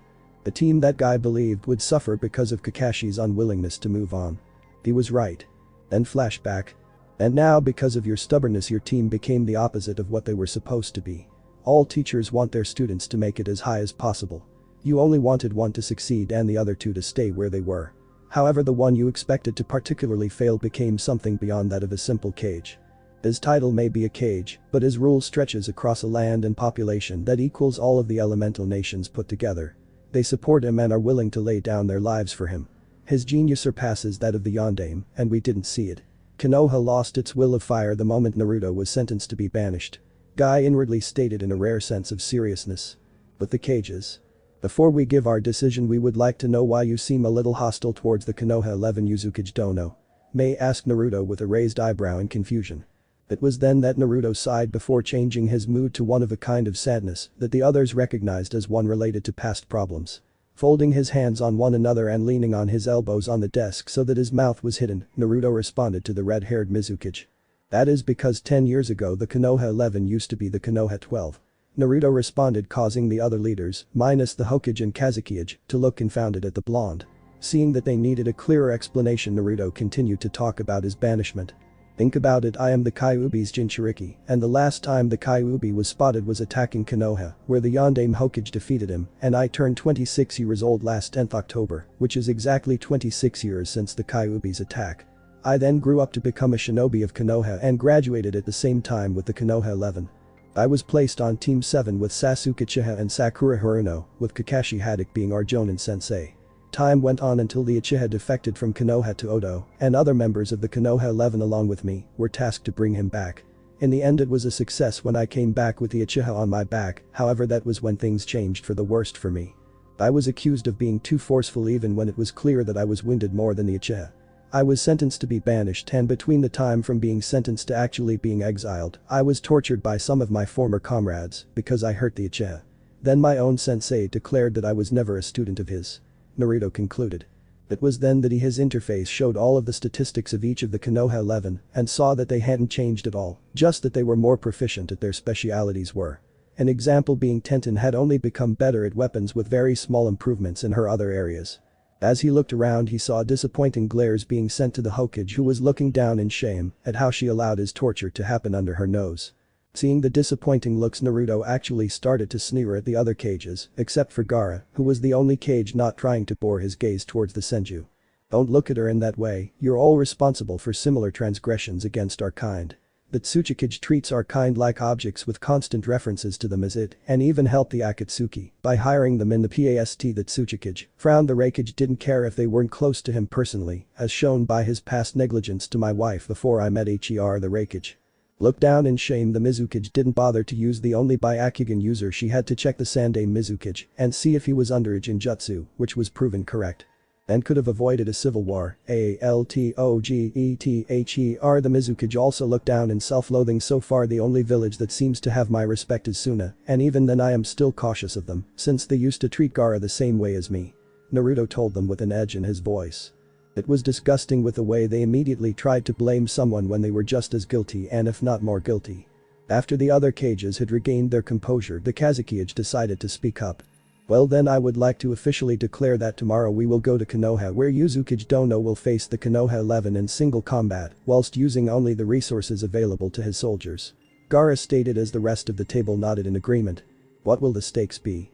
Naruto said as the others started thinking of possible results. If you fail to beat even one of the Konoha 11, then all the Jinchuriki will be put under our authority, and the Owen will also be under our control. Inoki harshly said to Naruto, who scowled deeply at the man and his threatening tone. Kyuubi growled from within Naruto's mind that now resembled a large forest instead of the cage it once was. Calm down, Kurama, he may be a team just like the Uchiha, but it wouldn't serve any purpose to kill him now. Naruto inwardly replied to his tenant. In addition, he also heard low growling from his two wives, who were thinking similar things along with their Biju. How dare he, even now when he so desperately wants our help, he has the gale to threaten us like that. Hidden, settle down, Naruto-kun has it under control. Don't worry, that Tsuchikage will get what's coming to him later on. That old man, he's going senile. A moment ago he was practically begging for our help, now he is demanding we become his slaves. I know, young one, but don't worry, Naruto will know what to do. He has proven many times that he can do the impossible, and he can do it again here. I agree to the terms, however should I win I want the fire daimyo to give me what should have been mine. Uzukage. The cages were stunned at the demand. It was a rather important area for the elemental nations, rich in materials and minerals worth 2 daimyos. May I ask why you would demand such a thing? I asked in a curious tone. Leaning back in his chair, Naruto fixed the man a stare that made the man shiver inwardly. Apart from the fact that I am in Uzumaki, meaning that Uzushio is mine by birthright, but also the stakes are equal. My country for Uzushio, in fact when looking more closely at it, my United Whirlpool nation is much more valuable than Uzushio, so be glad that I am not demanding for more. Naruto replied. Before anyone else could challenge him, Mifune stood up. Alright, now that has been sorted, I would like to end this meeting, and that we will meet again in Konoha to evaluate the effectiveness of Uzukage Dono's army. Mifune finished. Yes, also as you have seen the kind of transports we have, I will be meeting you all on top of the Hokage monument. Naruto added as the table cleared themselves and headed out of the building, along with their bodyguards. Outside of the negotiations room, Naruto, Yujito and Fu were walking at brisk pace to reach their Bell A-1 Iroquois Yui helicopters that were waiting for them to depart for the aircraft carrier, waiting for them return to discuss with his generals the results of the meeting. They mainly walked in silence until Yujito couldn't take the suspense any longer. "You are playing a big risk here, Naruto-kun. If you lose, then everything we have worked so hard for will be in ruins." Yujito chastised her husband as the trio made their way back to their transports. Naruto sighed as he ran a hand over his head to clear his thoughts and ease the tension he obtained during the meeting. Looking at the concerned expression, his face softened as he spoke in an equally soft voice. "I know, Yujito-chan, but rest assured I received the Konoha 11's individual profiles during the meeting, and trust me, they haven't improved much to be considered much of a threat to me." "How so?" was the quick remark from his other wife. Looking thoughtful, Naruto went for the scenario that best suited his statement. Which member would be best to describe his point? Lee? No. He had no choice but to specialize in Taijutsu. Tenten? No. She could have diverged her type of weapons, as before she only really used her own weapons. Then when he was almost out of members, it finally hit him. Neji? Of course, all he really progressed in was the Juken and hadn't widened his variety of jutsu to make him a well-rounded shinobi. Then there was Sakura. Her mentality of a fangirl would make her vulnerable even with training from Tsunade. After a moment of silence, his wives stared at him as they continued to walk without any reply until he snapped his fingers as if he had an epiphany of some kind. Neji Hyuga, for example. His clan pride would not have allowed him to practice anything that wasn't approved of by the Hyuga clan. This means that his arsenal will mainly consist of Juken and other Hyuga clan jutsu. Also there is Sakura Haruno. She may have had training from Tsunade, however she hasn't gotten rid of her fangirl and superior attitude. That will be her downfall if goaded in the right way. Naruto finished explaining to his two wives. The two looked like they wanted to retort but decided to not. They had asked for an example and he gave them two, which was more than they asked for. "Fine then, but I still say you're taking a big risk here." Yujito huffed as the trio finally made it to the Hueys that now were starting to rotate their blades for the imminent order to take them back to the CV-67, where the rest of the army was located. Helping his wives board the helicopters, he gave the order for the pilot to take them back to the headquarters, HQ. After getting a high uzukage, the three helicopters took off and made their way to the large ship that many people were still gawking at, only to now stare in awe at their transports as they went past them. On the CV-67, codenamed Baseplate. Upon arriving, the leader of the Owen and his wives were greeted with numerous salutes, to which he returned with a smile and gave an order for a basic outfit for fresh soldiers to be prepared for him for tomorrow. Many of his subordinates were confused at the request but knew not argue with their superior when it was something important. As soon as everyone went back to their duties, Naruto and his wives headed down towards the war room. This was the place where Naruto, his wives, captains and sergeants came to discuss strategies and other things that needed to be attended to. After passing numerous staff who saluted him and he returned, they soon reached a white door that had the words War Room written on the front in the font of impact. Next to it was a fingerprint and retinal scanner that only allowed those that meet the requirements access to the room. Naruto used his own hand and eye to be recognized through the scanner, and after a green light shone on the door, there was a robotic voice that stated access granted. This was then followed by the few clicks of a number of locks being released until the door automatically opened to reveal the room itself. The room was a brightly lit room with a red wooden table in the center. The floor was covered in a pale blue carpet and black leather chairs were situated at the table. Said table was rectangular in shape at one end with a chair slightly bigger than the others at one end and had a Owen flag on the wall behind. On the opposite wall had a large computer screen where many details could be listed. The walls themselves were colored in a deep maroon color. Imagine something similar to Call of Duty Black Ops where Mason meets Kennedy. All of his captains were already sitting in their seats and had their sergeants standing at attention behind them, and all of them in their non-combat uniforms. Imagine Call of Duty Modern Warfare 2, Shepard's uniform desert version. Each of their berets had a red swirl badge to signify their allegiance to him. In his army there were 4 ranks: private, sergeant, captain and general. Privates were shown by a red swirl mark just above the elbow on each side of their arm sleeves. These people were considered the lowest of the low, or beginners.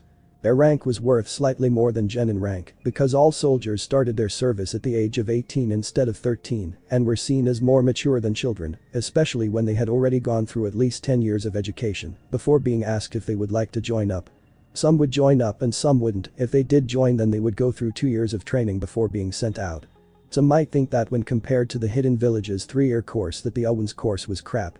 Bear in mind though that most of the academies in the Hidden Villages mostly taught history and didn't teach the hardships of being in the military, making it look like a way to attain fame and power. In the Owen all soldiers were trained to expect the worst from killing people to being interrogated. Overall the Owen may not teach as long as the hidden villages academies, they do however teach the realistic and practicality side of being a soldier. Heck, the 10 years of education before joining the army was considered to be better than the hidden villages academies. Especially since in the academy students were taught to recite what they were told, whereas the Owen public schools, and remember I mentioned in the summary that this fic would be a slight X over with the modern world, were taught to interpret history and come up with their own theories to situations, instead of acting like blind sheep or vengeful ignorant arrogant people. Like a certain hidden village whose name begins with K. After 10 years of education they are given the choice to join the Royal Uzumaki Army, or for short the RUA, for 2 years. And I know, not very original, but I couldn't come up with anything else, sorry. If anyone has any better names please send them and I will think about changing it, to which after that they are assigned to a squad under the command of a sergeant, captain or general. Back to the topic at hand, next rank to follow them is sergeant, and were the only people considered non-commissioned officers, NCO. Their rank is shown by 3 red swirls forming an upside down triangle. They have more experience than the privates and have command over them. Therefore privates must listen to their orders unless told otherwise by either another sergeant, a captain or a general. Captains were a different matter as they, along with generals, were known as commissioned officers, co. Their rank was shown by 3 golden swirls sewn onto the shoulders of their uniform. To become one a person must have the following requirements. 1. They must have attained the rank of sergeant. 2. They must have 3 years of experience. 3. They must pass the captaincy exam, and imagine a more harder version of the Chunin exam. 4. Finally they must be supported by all the generals. Their responsibility lies with commanding a squad of men, and that will be explained later on, along with their sergeants, and they only answer to the generals. Then finally the generals. These people are the highest rank in the army and have the responsibility of running it.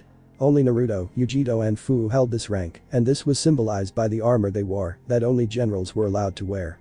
The trench coats they wore before were not their official coats as they were funnily enough still being made, and pic can be found on profile. Only the coat is needed, ignore everything else. Anyway, if they ever wanted a new general then one of them would have had to retire and pass it on to someone else. Seated at the table were 5 captains. Each one had a speciality that his or her squad excelled in. Akio Fujita.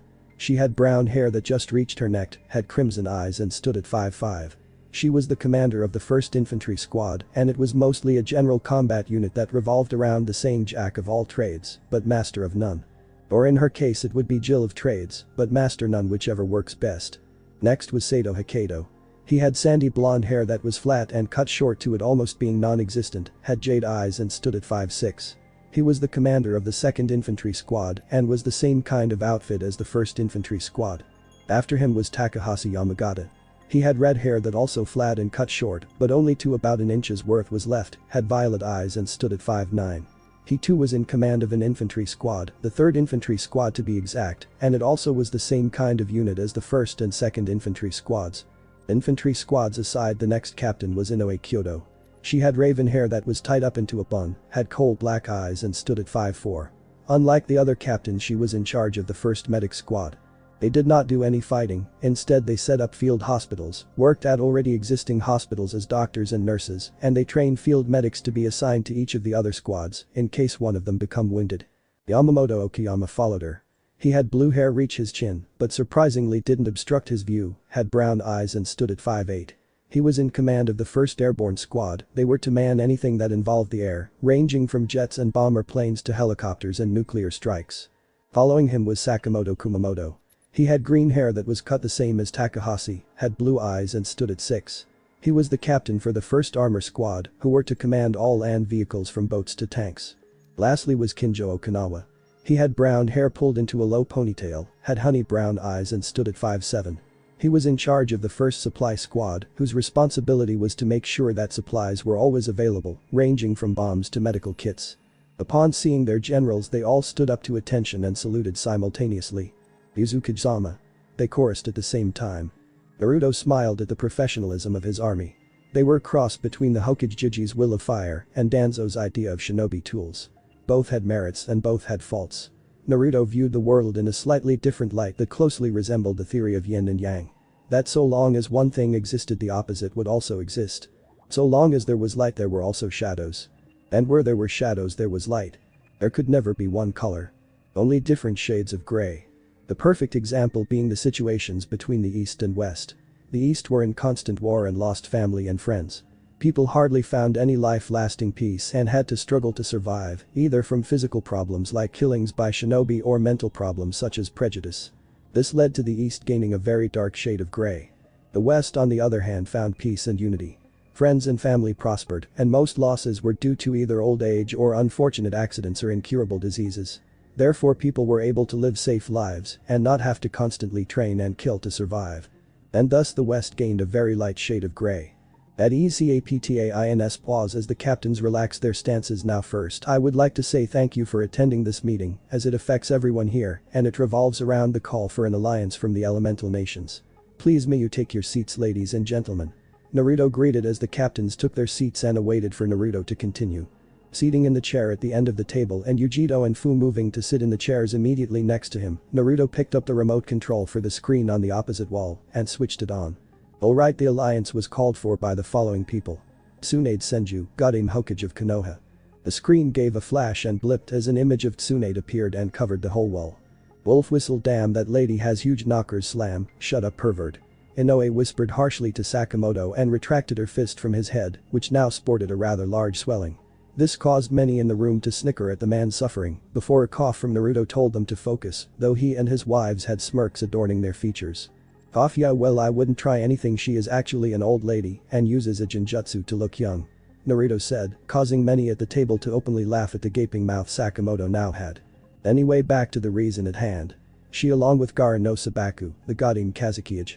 The picture of Gaara appeared. The Noki, the Sandame Tsuchikage. Another picture showed, but this time of the Tsuchikage. Mei Terumi, the Godame Mizukage. The next picture showed Mei as the Mizukage. Bei, the Yondame Reikage. The picture of him shocked the generals slightly at seeing at how bulky the man was and noted that he seemed to have become the Reikage mainly because of strength and body and not mind. And Mifune, leader of the samurai in Tetsu no Kuni, asked for an alliance between their shinobi alliance and our united whirlpool nations. Safe to say that the negotiations went as I expected. Naruto stated as more pictures started to show until all the leaders were now on the screen. After getting their appearances down in detail, Sakamoto paying extra detail to the Mizukage, they all noticed what Naruto had said at the end. What do you mean, Naruto-sama? Akio asked as the other captains listened into his response. When I went to this meeting I expected it to be a slow in progress, and suffice to say I was right, because since this army can't use chakra, the Tsuchikage was convinced that we would not be able to provide anything of value. So he made a bet with me, Naruto replied as the captains became angry at the accusation. What were the rewards and conditions, Naruto-sama?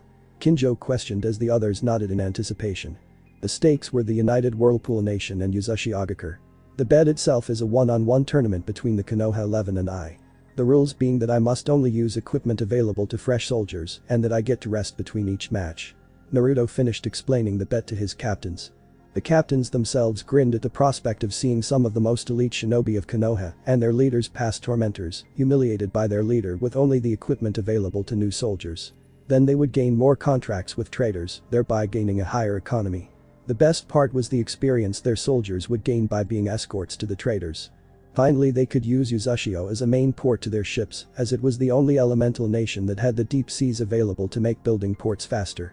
So when will this happen? Takahashi asked with a grin. Grinning back, Naruto replied, tomorrow at Konoha's Chunin exam stadium. We and I mean all of us aside from the sergeants, sorry guys, but I need you on watch in case something, happens. The sergeant smiled and nodded an understanding thank you for understanding, and so we will be given seats for everyone but me to watch the event. There will also be potential clients that may want to do business with our nation. From there I will face each of the Konoha 11 in one-on-one combat matches, to which I must win all of them to win the bet.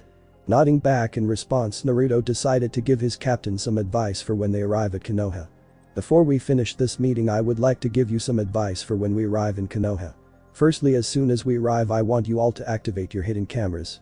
This way if you are attacked we will have proof that you were only defending yourselves as is within the rights of visitors. Second, control yourselves, the people there are capable of saying some very harmful things, and if you must get angry with them, then only insult back, do not ever throw the first punch. Third, people will be curious about you and will try to gain information indirectly through you. This is where my trust with you is at its highest, for I trust you not to reveal anything they can use to their advantage. Then lastly, be on guard, these people are known to bring in mobs to beat on people, Kami knows how many I was subjected to. If they do bring a mob to hunt you, then stand your ground, use your flares to signal us and use lethal force if necessary, just make sure they are after you first and they pull the first move. Other than that, all I can say is enjoy yourselves. Oh, and if you happen to go to Ichiraku Ramen stand, then please tell them I've missed them and I am willing to offer them a place in the Owen, especially for them if they want to move. Naruto advised his captains, who nodded in response. Okay, then meeting concluded and be ready at 9 AM for transportation. Naruto finished as everyone gave him and his wives salutes before giving orders to their sergeants and leaving the room. Once they were gone, Naruto let out a breath he didn't know he was holding. Damn, that was a long meeting. He thought as he wiped away the sweat that had been forming on his forehead with his hand. He was about to stand up before he was brought into a three-way kiss with his wives. The taste of their tongues and mouths were heavenly to the blonde as they had their own unique flavors. Yujito's had a hint of fish and milk, whilst Fu's tasted mostly of oranges. A few minutes passed until the need for air became apparent. Yujito-chan, Fu-chan, what brought this on? He questioned them. Their response was to grin before both started to grind themselves against him, causing all three to become aroused. We believe that you need some relaxation before the big event tomorrow, Naruto-kun. Yujito purred as she placed her hand on his crotches, squeezed him slightly through his clothes. Glancing at the clock, he noticed that it was only 7 PM. Plenty of time for some fun. He thought mischievously as he heard a "go kid" from Kurama. Grabbing his wives by their waists, he disappears, and that will be explained later on, to their bedroom to relax. And it was on that day that the west side of the ship wished Kami have mercy on those on the eastern side. For the sounds of Naruto making love to his wives certainly didn't. At the same time in Konoha, Hokage's tower. Tsunade sat at her desk and next to her were the other cages, all of whom had blank faces. In front of her desk were the Konoha 11, along with their sensei, Haruka and Anko. As Tsunade eyed each of the occupants, many felt a chill run down their spines, especially those who she knew were responsible for Naruto's suffering. Tsunade, seeing how nervous they were, decided to present them the challenge that was agreed to. Okay, the reason you are all here is because when we met with the uzukage, one of us accused his support as being inadequate. Tsunade then glared at the Tsuchikage HMPH''D and looked away. Before she could continue, she heard a snort from a certain raven-haired avenger, and he doesn't know Itachi is already dead. Turning towards the Uchiha, she took note of him and his history. Sasuke was wearing the traditional Jonin outfit and wore his hideate on his forehead. He also carried a tanto strapped vertically to the back of his right shoulder. After Naruto was banished, he was immediately reinstated as a shinobi and was given no punishment, much to Tsunade's chagrin. In fact, he was praised even more for getting rid of the demon, and it downright pissed her off that the man responsible for banishing the person she saw as a little brother. Something to say, Uchiha-san? She growled as the man gave his usual smirk. HN, yeah, actually. Why do we need help from them? They can't even use chakra. In fact, I say that we invade them and take over the west. Then enslave them as they should have been the moment they lost their chakra. Sasuke said with Sakura cheering him on. Mainly of the Konoha 11 wanted to disagree with him, but honestly didn't know what the Owen was capable of, so they kept quiet. Sasuke was about to rant on more, but was silenced by his sensei, who grabbed his shoulder tightly. Sasuke, was you there at the meeting between the Uzukage and the leaders of the Shinobi Alliance? Kakashi asked the Uchiha, who shook his head and was quiet. No. Well then, Uchiha-san, it'll be best that you keep quiet because whatever they lack in chakra they made up for in technology. Tsunade snapped.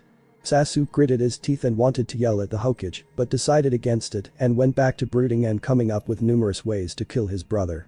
Boy, was he going to be disappointed. Now that that is sorted, let me tell you about the bet. The stakes were rather high, to say the least. You, the Konoha 11, will face the Uzukage in a one-on-one battle tournament.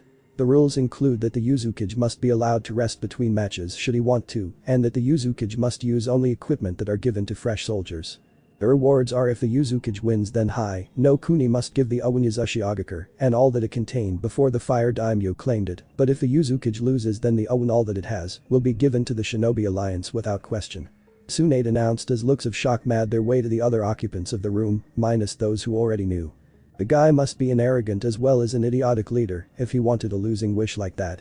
Sakura, insulted as the people who were at the meeting, looked at the pink-haired Kunoichi with an "are you an idiot" look. Well, that is what you think.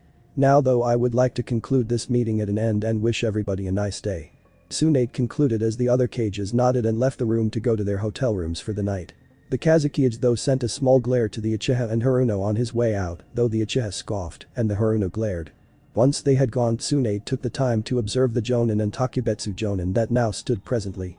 The Konoha 11 sensei hadn't changed at all, except for getting older. Haruka hadn't changed either, except that he was slightly cold towards his old students for disregarding his teachings on looking after comrades. Banko had changed slightly, only difference being that she no longer was a Takebetsu Jonin, but a fully fledged Jonin, though it took a lot of convincing the council to allow her to take the exams. Niji Hyuga, a Jonin, and wore the standard Hyuga Jonin robe, and apart from Sasuke and Naruto, all of the Konoha 11 are wearing their Shippuden outfits. His attitude had changed greatly from his genin days, namely he had dropped his entire fate complex and wasn't cold to everyone unless he believed they deserved it, like a certain Uchiha and Banshee. Shikamaru Nara, a Jonin, and wore standard Jonin clothes. He was still as lazy as ever, though his intelligence was showing more now than ever, and he had been increasing his physical training due to the war. He had also become the head of the Nara clan after his father was killed in battle with Samoto Jonin. Taoji Akamichi, a Jonin, and wore samurai-like armor so that he could use his family jutsu efficiently, and he grew his hair out more. He still ate as much as he did before, and he was still quite cheerful since his father passed on the title to him and retired. Shino Aburam, a Jonin, and wore a big coat that covered him completely. He took over his clan when his father became too old to carry the title and so became clan head. He was still as stoic as ever from his genin days, though he did show a bit of emotion from time to time. Ino Yamanaka, a Takebetsu Jonin, and wore a more older version of her genin outfit. She was the clan head, but her father still worked in the TI, torture and interrogation, department. She was also more level-headed from her genin days, her abuse of Naruto before his banishment being the most influential. Kiba Inuzuka, a Takebetsu Jonin, but was not a clan head and wore a dark jacket and pants. His partner, Akamaru, had grown to a height that allowed Kiba to ride him if needed. His attitude hadn't changed much, still brash and hard-headed, though he was a little bit more calmer than before. His mother was still clan head, but was planning to give him the title soon. Hinata Hyuga, a Takebetsu Jonin, but was also not a clan head and wore a blue and white coat and pants. She was still shy, but only it had lessened down by a lot. She was due to be the new clan head, but the clan elders were giving Hiashi trouble with it, claiming that she wasn't good enough. Today she was still hurting over what she had done to Naruto and was waiting to apologize to him when she got the chance, especially when shortly after he was banished and she found out the truth she broke down crying and sobbing. It took 2 weeks to get her back on duty, and when she did she was for a time quiet and unresponsive. Tenten, a Takebetsu Jonin, and wore a white top and red pants. She had gained the title of Konoha's weapons mistress over the time she would constantly use her skills in weapon using to gain a reputation. She hadn't changed much in terms of attitude, but no longer fawned over Niji as much as she did in her genin days, and unlike Sakura, she wouldn't let it cloud her judgment. Rock Lee, a Jonin, and wore the exact same thing as he did in his genin days, but also wore the Jonin vest along with it. He was so like Guy that many people got them confused, and the only way to tell them apart was if you knew them on a personal level to make the differences. Sakura Haruno, a Takebetsu Jonin, and wore a red tank top and a pink skirt with black biker shorts. Apart from being a medic nin, she had not changed at all. In fact, apart from the jutsu Tsunade taught her, she was basically the same from her genin days. Still a fangirl and still annoyed everyone that didn't do as she ordered. Recently the girl had been demanding Tsunade to give her the slug contract and pass on the title of slug sage to her. Tsunade said no, and that the contract would be passed on to her first apprentice, Shizune. Alright, now that they are gone. I would like to say that the uzukage is a very powerful person. In fact, when faced with the challenge he was confident, not arrogant, that he could do it. Also, I would like to say that we all know the uzukage personally. Tsunade stated as the other occupants, minus those who knew, thought on who it could be. It's Naruto, isn't Tsunade-sama? Hinata immediately said as the ones who didn't know snapped their heads to her in shock. It made sense since the only other person they knew personally, not quite right there lady, was Naruto. They were even more shocked when Tsunade nodded and opened her mouth to explain, but was cut off by a screech from Sakura. That Baka is the uzukage. Ha, we sealed his ability to use hand seals, he can't have become powerful without them. Sakura screeched as the others winced slightly at her loud voice. What are you talking about? Lee can't use hand seals, and look at him, a full Jonin using only Taijutsu. So I wouldn't go underestimating him. After all, many of you had done that before and look where that got you. Tsunade countered, pointedly looking at Sasuke and Niji. Chan, so the dope is the leader of the West. This'll be easy. Sasuke arrogantly stated as he smirked again. I wouldn't be too sure of that, but if it's what you think then so be it, however do not go complaining if he beats you. Personally, I want him to win. Konoha has taken everything he should have had and made it their own without giving anything in return for it. Tsunade snapped at the Uchiha, who scoffed at the thought of the dope being special. Chan, what could the dope have had that was so special to Konoha? Tsunade smirked, and for some reason that made Sasuke very nervous all of a sudden. I'm glad you asked that. Firstly, the Uzumaki clan were the ones who made the best seals, including the cage bird seal used by the Hyuga clan. When the Shodaime Hokage married Mito Uzumaki, the Hyuga clan had asked for a seal to keep the Byakugan safe. She did, but she didn't put in the painful part of the seal, that was the Hyuga elders doing by bastardizing it. Next was the fact that due to the close ties with the Senju, the Uzumaki allowed Konoha to use their clan symbol as a sign of friendship between the two nations. Today it is used on our Hideate and Chunin and Jonin vests as a swirl on the back, but now the people don't know the origin of the symbol and now shame it by wearing it, especially those who abuse Naruto. Finally, Uzushio is Naruto's land by birthright, since he is the only known Uzumaki of the royal Uzumaki clan of Uzushiogakure. Tsunade finished giving her long-winded speech. The others were shocked at how much Naruto's clan was worth to them, and some began to question themselves. Some even began to imagine what it would be like without their symbol. It made them shiver at the thought. Right now though, you need to prepare for tomorrow. You will report to the Chunin exam stadium to battle the Uzukage in single combat. I will leave it up to you to decide the order of who will fight. Dismissed. Tsunade ordered as everyone bowed, minus Sasuke and Sakura, and disappeared in a series of shunshuns.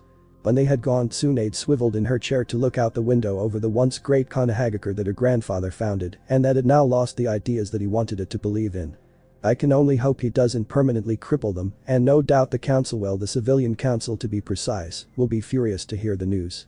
Then the elders and Danzo will push for him to be killed or kidnapped and made into a human weapon sight. Tomorrow's going to be a long day, and I am going to need a lot of sake to get rid of the headache that is going to come. Naruto, even when you're not doing it intentionally, you still cause me headaches. Tsunade tiredly thought, but had a small smile on regardless. Picking up her sake bottle, she poured herself a cup, gave a brief toast, downed the alcohol in one go, and prayed to Kami have mercy on her when the time came. Because tomorrow's event certainly won't. Meanwhile, at the Akatsuki base. I see, so the missing Jinchuriki have been found, and it turns out that the Kyuubi's Jinchuriki is the Uzukage of the United Whirlpool Nation. This is both good and bad. Good because I can now have the tools needed for the Tsuki no Mikakaku, but bad because we may have more enemies to deal with, even though most of his army will stay in the Owen to guard it from us. Unlike those cages, I will not underestimate them, it would only lead to our downfall, especially since when applied to Naruto Uzumaki his opponent tends to lose. Zetsu, keep an eye on them and report to me the results of this bet made. Everyone else be prepared for the future. Madara ordered before disappearing using Jikikanaido. Orochimaru was surprised that the Kyuubi brat was the leader of the Owen, but wasn't concerned about that. No matter, I will soon have the Sharingan from Sasuke-kun, and when I do I will gain the Mangekyo Sharingan. Next I will trade them for Itachi's eyes, and then gain the eternal Mangekyo Sharingan, and then the legendary Rinnegan. And with that Orochimaru slivered back to Itagakure, where he proceeded to make more plans for the future. Thanks for watching this video. If you really enjoy this video, like, subscribe, and comment down below, and turn on that bell notification. Don't forget to support and follow Stealthmaster for writing that awesome fanfic, and also make sure to comment on this story, link in the description. See you in the next video. Goodbye.